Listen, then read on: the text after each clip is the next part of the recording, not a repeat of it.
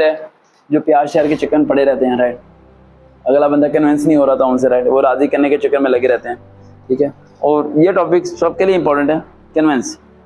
देखो, कन्विंस करने के लिए अगले बंदे को सिंपल, वो कहते हैं ना, first action is the last action. जो पहला एक्शन आपको होता है वही आपका लास्ट एक्शन होता है। आपकी ड्रेसिंग, लिखना पॉइंट जो कन्विंस कहती है, ड्रेसिंग। दूसरा, कम बोलना।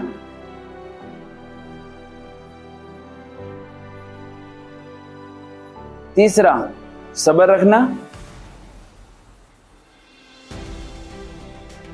चौथा, उम्मीद ना लगाना। And fifth and last and most important point, दूसरों को इंतजार कराने की आदत डालो। दूसरों को इंतजार कराने की आदत डालो। कैसे, मतलब पहला टॉपिक है हमारा, पहला पॉइंट क्या है? ड्रेसिंग।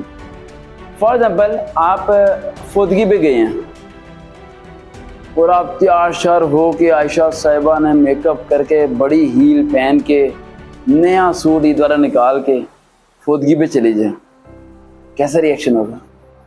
क्या ये उन्हें कन्विंस कर ले कि मैं फौदगी पे आई हूँ? वो क्या करेंगे?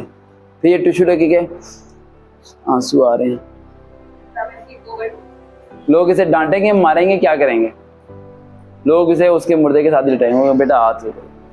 ऐसे ही हुआ था एक लड़के के साथ, वो कसूरपुर की तरफ से आ रहा था, तो शेरवानी उसने पहनी हुई थी और वो कहीं किसी शादी में जा रहा था, अपने किसी दोस्त की शादी में। तो उसके दोस्त ने कहा था कि मैंने भी शेरवानी पहनी है, तूने भी शेरवानी पहन के आनी है। तो हम सारे दोस्त शेरवानी पहन रहे हैं, सारे शादी खड़े होकर पिक्चर खींचेंगे। नाम तो उसका Wasim, I hope so video सुनता है मेरी, लेकिन वो एज वाइज काफ़ी बड़े हैं तो सुनते हैं मेरी, ये कहना चाहिए, सुनता है ना। 45 प्लस होगी उनकी एज। तो मेरे सामने ये सारा सीन हुआ। तो कहीं रिलेटिव में फौदगी होगी, तो उनकी अम्मी ने उन्हें फ़ोन किया। उनकी अम्मी ने कहा कि बेटा तू शादी में बाद में जा, पहले जनाजा पढ़ ले वहाँ पर जाए, बस जनाजा उठने वाला है 12-1 बजे। भाई साहब शेरवानी पहने हुए, गुस्सा पहने हुए, हाथ में घड़ी, लिपस्टिक होंठों पे लगी हुई, भाई रेडिश हुआ हुआ, पार्लर से कहीं तैयार हुआ था, गोरा रंग उसका वैसे ही दूल्हा लग रहा था। जैसे वो आया, किसी बंदे ने उसे कंधा नहीं देने दिया। सब बंदे, ये कौन है यार, ये कौन है? अब वो आगे ये अफसोस भी करे ना तो कोई उसे गले ना मिले, क्या पागल है, ये दिमाग खराब है इसका, वो शेरवानी पहन के जनाजे में आ गया। क्या वो कन्विंस कर पाएगा? नहीं कर पाएगा।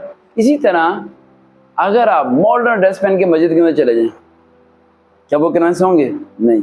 इसका मतलब जैसी जगह वैसा रूप, जैसी जगह वैसा रूप। ये पहला पॉइंट है। यानी जिस बंदे से आप मिलने जा रहे हैं, वो जिस टाइप के लोगों से मिलना चाहता है उस टाइप का बन के जाएं आप उसे क्या कर लेंगे? कन्विंस कर लेंगे। दूसरा पॉइंट क्या हमारा? कम बोलना।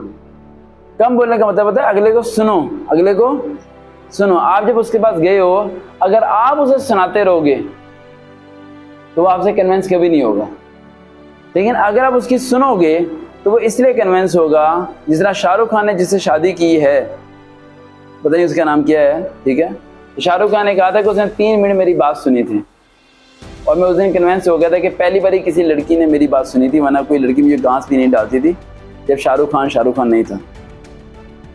18 साल की उम्र में शाहरुख खान ने एक लड़की से बात की और उस टाइम लड़की ने उससे 3 मिनट बात की, यानी उसकी 3 मिनट बात सुनी। तो शाहरुख खान उससे क्या हो गया था? कन्विंस हो गया और उसी से उसने क्या की? शादी की। अगर आप किसी की सुनते हैं तो वो आपके ऊपर डल जाता है।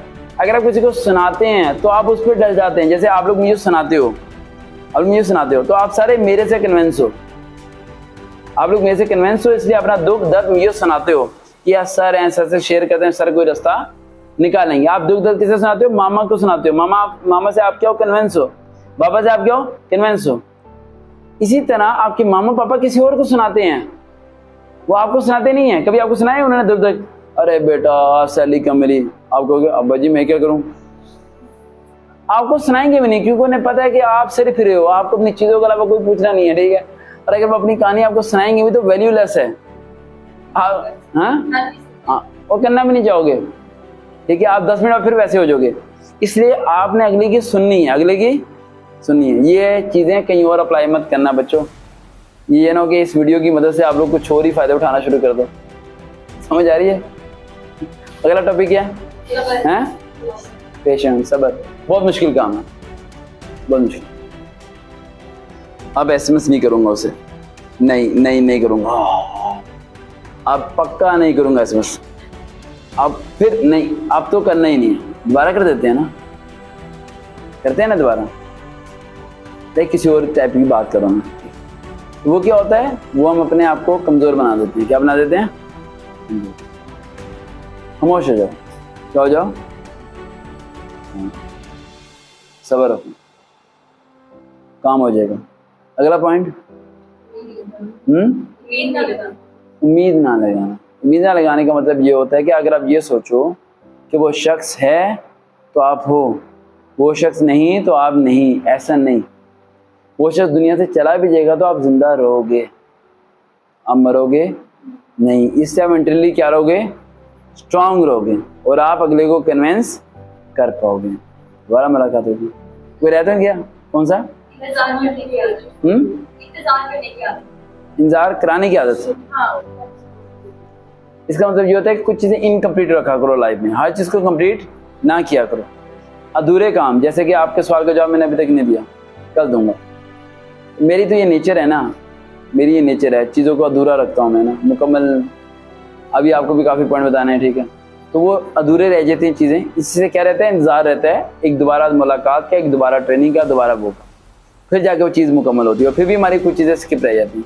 तो ये भी एक तरीका होता है अगले बंदे को कन्विंस करने का। वो फिर आपसे माइल हो जाता है, यानी आपकी तरफ दाग भी हो जाता है, आपसे बात करना चाहता है। दोबारा मुलाकात होगी। अल्लाह हाफ़िज़।